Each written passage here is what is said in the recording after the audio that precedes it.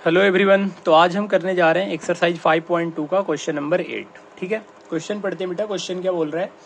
An AP consist of 50 term. मतलब कोई AP है, एपी तो आपको पता ही होगा जिनके बीच का डिफरेंस सेम होता है। कोई एपी है, उसमें टोटल कितने टर्म है? तो 50 टर्म है। मतलब उसमें टोटल आपके टर्म कितने हैं? 50 है। मतलब कोई एपी है जिसमें एन कितना दिया हुआ है? 50 दिया हुआ है। मतलब टोटल टर्म ही 50 है। एन का मतलब ऐसे समझो कि मैं टोटल टर्म की वैल्यू 50 लिख दिया मैंने। थर्ड टर्म कितना है? ध्यान से पढ़ो। थर्ड टर्म जो है वो 12 है। थर्ड टर्म का मतलब क्या होता है बेटा? थर्ड टर्म का मतलब होता है A3। थर्ड टर्म का मतलब होता है A3। A3 का मतलब होता है किसी एपी का थर्ड टर्म। और थर्ड टर्म कितना दे रखा है? 12 लिख दिया। लास्ट टर्म ध्यान से समझो, यहाँ पे बच्चे कंफ्यूज आते हैं, एन लिख देते हैं। यहाँ पे लास्ट टर्म का मतलब उनको सिखा दिया जाता है एन एन रट लेते हैं और एन लिख के आ जाते हैं। बेटा ऐसा बिल्कुल मत करना। यहाँ पे देखो एपी में टोटल टर्म कितने हैं? 50। मतलब एपी जहाँ पे खत्म हो रहा है, आप अगर काउंट करोगे 1 2 3 4 5 6 7 8, तो ऐसी जो लास्ट टर्म आएगा ना, वो आपका 50th टर्म होगा। कितना टर्म होगा वो आपका? 50th टर्म होगा। इसका मतलब ये है कि ये लास्ट टर्म 106 दे रखा है। इसका मतलब बेटा ये है कि A50 का वैल्यू 106 दे रखा है, क्योंकि टोटल टर्म ही उसमें कितने हैं? 50 टर्म है। मतलब लास्ट टर्म आपका 50th टर्म है और 50th टर्म का वैल्यू 106 दे रखा है। तो A50 का वैल्यू 106 दे रखा है। अगर आपने 7 नंबर क्वेश्चन वाली वीडियो देखी है तो बिल्कुल एग्जैक्ट सेम क्वेश्चन है ये। क्या होता है, जब भी इस तरीके के क्वेश्चन आते हैं तो आप दो इक्वेशन बना लिया करो, लीनियर इक्वेशन इन 2 वेरिएबल के। कैसे बनाओगे मैं आपको सिखा देता हूँ। ये जो A3 है, आप A3 को क्या लिख सकते हो? क्या आप A3 को A प्लस 2D लिख सकते हो? क्यों? क्योंकि A plus n minus 1 into D वाला फॉर्मूला होता है। 3 में से 1 करोगे 2D आएगा। अगर आपको ऐसे भी नहीं याद करना तो ये याद रखो कि जो भी टर्म होगा उसमें से एक माइनस करके D से प्लस मल्टीप्लाई कर दो। थर्ड टर्म है तो 2D होगा, 50 टर्म है तो 49D होगा, 10 टर्म होता तो 9D होता। ठीक है, तो 12 हो जाएगा।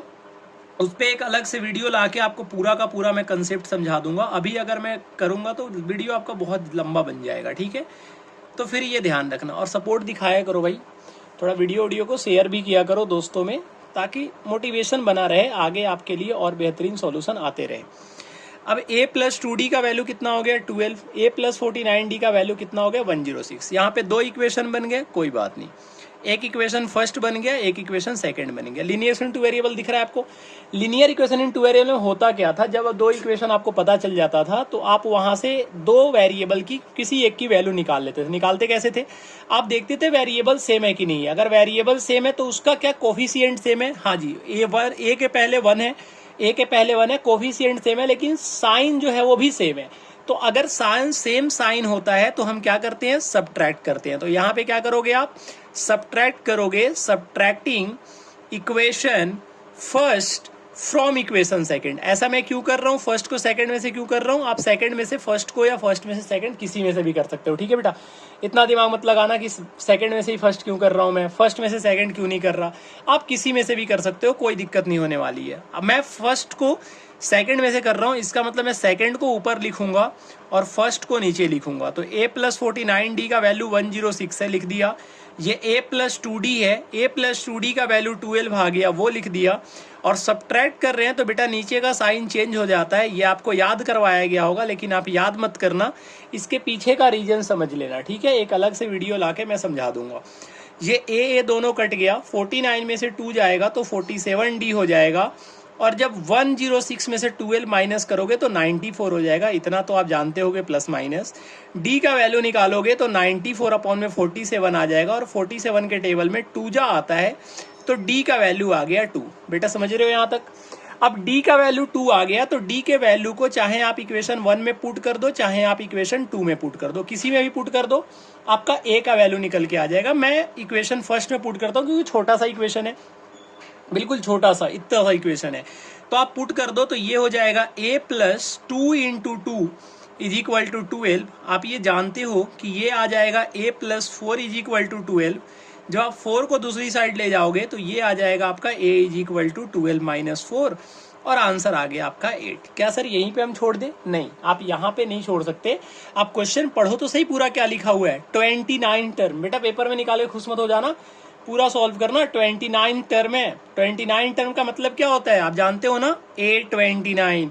और A29 को अगर आप फॉर्मूले में पुट करोगे तो आप कैसे लिखोगे, A+29 - 1 इंटू डी। बेटा इसको डायरेक्ट भी तो आप लिख सकते हो, A+28 दी, सिखा रखा है ना मैंने। एक माइनस करके डी से मल्टीप्लाई कर दो, ए का वैल्यू कितना आ गया 8 लिख दो, ये लिख दो 28 इंटू डी का वैल्यू कितना आ गया 2। जब आप प्लस करोगे तो 8 + 56 होगा और आंसर आ गया आपका 64। ठीक है, थोड़ा सा वीडियो लंबा बन गया, थोड़ा ज्यादा एक्सप्लेन कर दिया मैं। ये ऐसे ही सॉल्व हो जाता आसान तरीके से। ठीक है, समझ में आया? अगर बेटा समझ में आ रहा है तो वीडियो को लाइक करना है, चैनल को सब्सक्राइब करना है और दोस्तों में शेयर किया करो यार, है ना। थोड़ा सपोर्ट दिखाओ अपना, लगना चाहिए कि आप लोग वीडियो देख रहे हो तो थोड़ा दोस्तों में शेयर वगैरह कर रहे हो। ठीक है बेटा, मिलते हैं नेक्स्ट वीडियो में नेक्स्ट क्वेश्चन के साथ। Till then tata bye bye.